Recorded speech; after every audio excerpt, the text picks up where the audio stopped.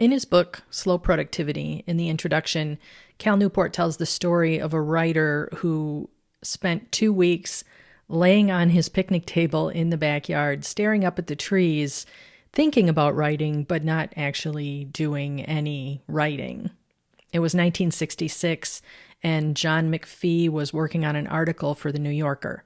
Now, if you know anything about The New Yorker, then you know that they publish long-form essays from some of the world's greatest writers. Quality is not optional when you write for The New Yorker. It is their thing. There's no fluff pieces there, so obviously writers can take weeks and weeks to polish an article if that's what it takes.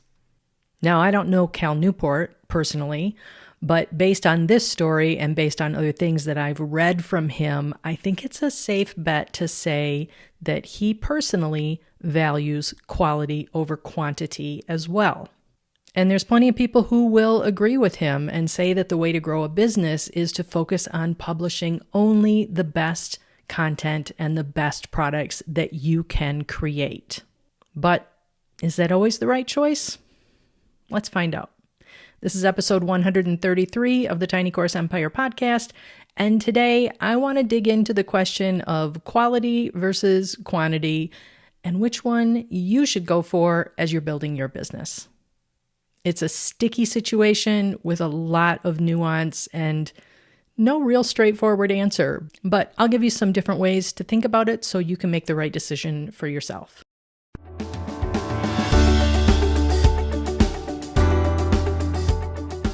Real quick before we dive into today's episode, I want to remind you that any of the resources that I mentioned will be linked below in the description. If you're new here, make sure you hit that subscribe button. New episodes drop every Monday morning. And next week, I'm going to give you a step-by-step plan that I would follow if I were starting a brand new business today. But that is next week. This week, I want to talk to you about the difference between quality and quantity content and why you might want to choose one over the other.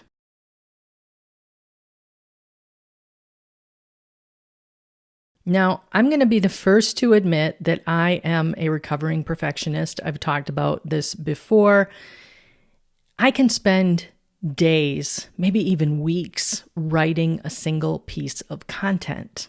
I love a well-crafted sentence.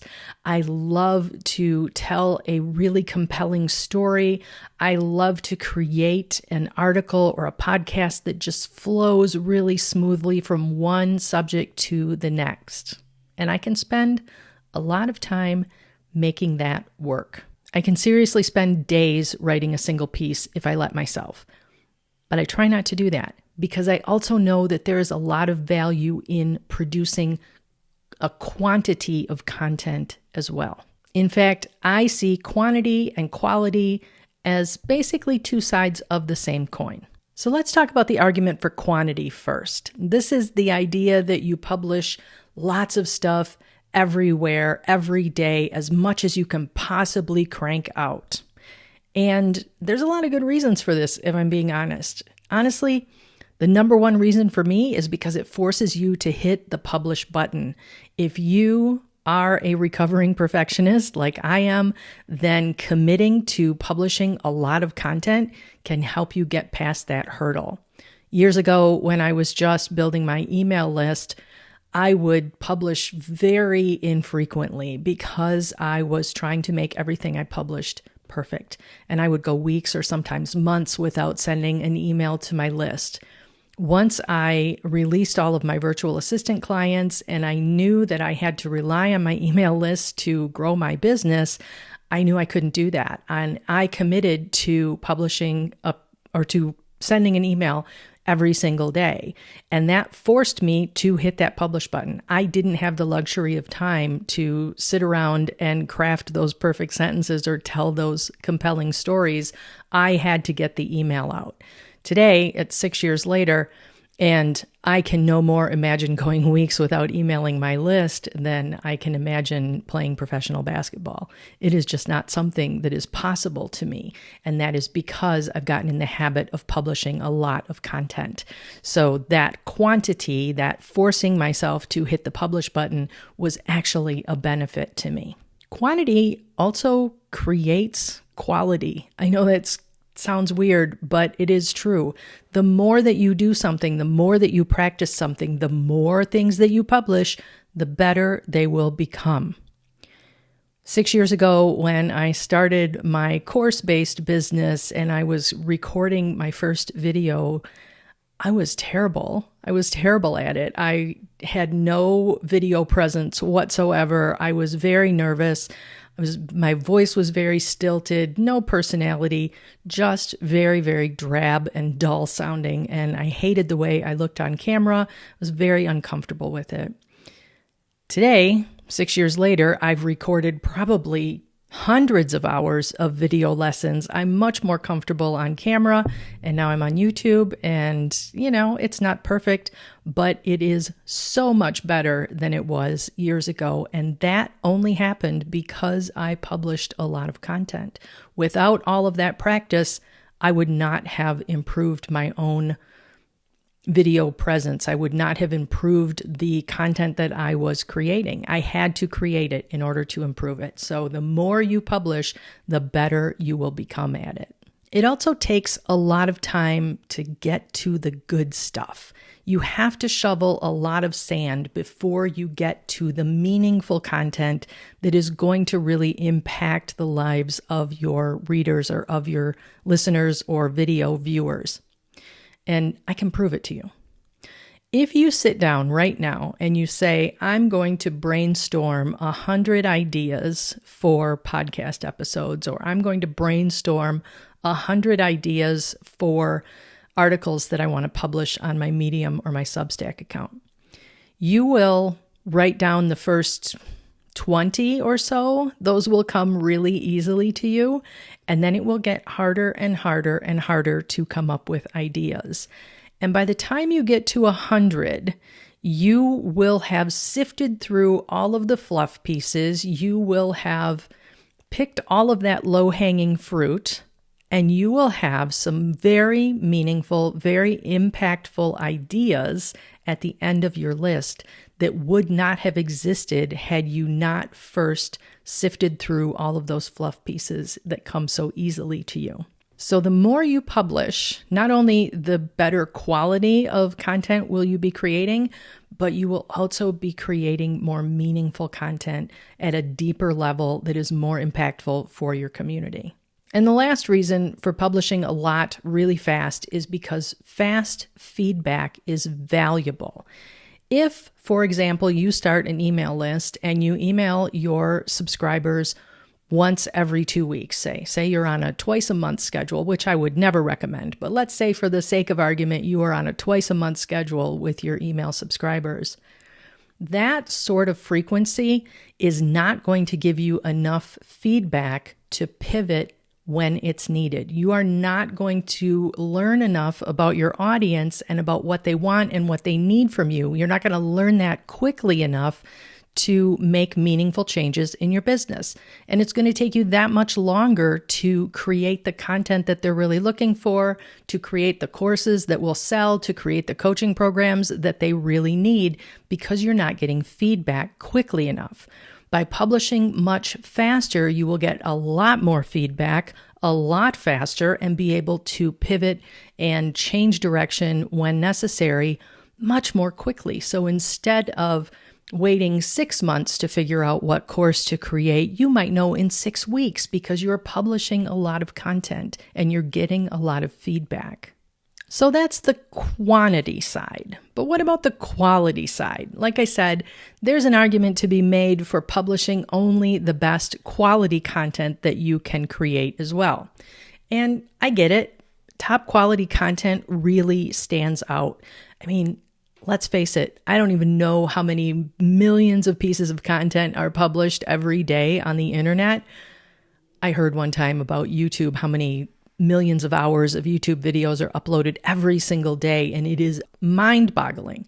So how do you stand out when there is that much content out there, when there is that much competition? Well, the way you stand out is by creating higher quality content. I actually did an entire video about creating standout content. I will link to that. I think it goes up here. I will link to that for you if you are interested in that. But one of the ways that you do that is by creating higher quality content.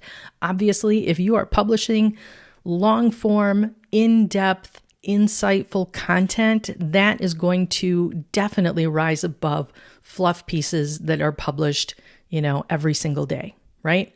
So that's a good argument for creating quantity over quality. Another reason is because quality content opens doors. It invites introductions to people who might then ask you to speak at their event or collaborate on a product or co-author a book. Low quality content that is published quickly is not likely to have that same impact. It is not likely to invite those same opportunities for you. And let's talk about courses. Quality courses sell themselves. They have students who have gotten results who then sing your praises to everyone they know and make sales on their own, essentially. Low quality courses will not do that. Low quality courses, you have to be promoting all of the time in order to make those sales, whereas high quality content sells itself. So if quality and quantity are two sides of the same coin, which one do you choose? Well, here's my recommendation. If you are brand new, if you are just starting out, I recommend that you go for quantity. Publish a lot. Flood those information channels. The only way to get good at creating content is to create a lot of it. And that goes for anything. The only way to get good at creating courses is to create a lot of courses. The only way to get good at video is to create a lot of video. And the only way to get good at creating content is to create a lot of it. So if you are brand new, go for quantity. Publish a lot. Publish everywhere. If you're more advanced and you are already well established in your business, then you can slow your production schedule and aim for higher quality content instead. You already have a body of work that is out there working for you, and now you can turn your efforts into creating those more in-depth pieces that are more impactful for your audience. And there's one more reason that you might want to choose quantity over quality, even if you've been around for a while, and that's to expose yourself to potentially new audiences. That's what you see me doing right now. I started this YouTube channel not too long ago. I recently started a Substack, and I did both of those to explore those potential new audiences, and I'm already seeing results. I am already meeting new people that I would not have met just by focusing on higher quality content. If you're already consistent with your content marketing, then expanding into new platforms might be a good way to also expand your reach and grow your audience. So here's the bottom line. If you're new, aim for quantity. Publish a lot, publish every day, publish everywhere you can. If you're more established and you are already growing your audience, then look to improve the quality of what it is you are publishing, because that will improve the quality of your audience. And if you're like me and you want to explore new audiences, then maybe ramp up and look at publishing on different platforms where you don't already have a presence. Now it's your turn. Drop me a comment and let me know where you're at with your content marketing. Are you on team quantity and you want to publish every day and publish everywhere and grow your audience quickly and get lots of feedback? Or are you on team quality and you are focused on just creating the best possible content that you can create? Or maybe you're somewhere in between. Let me know. I'd love to hear from you. That's it for me this week. I'll be back next week with my step-by-step plan for what I would do if I was starting a brand new business today. I will talk to you all again next week.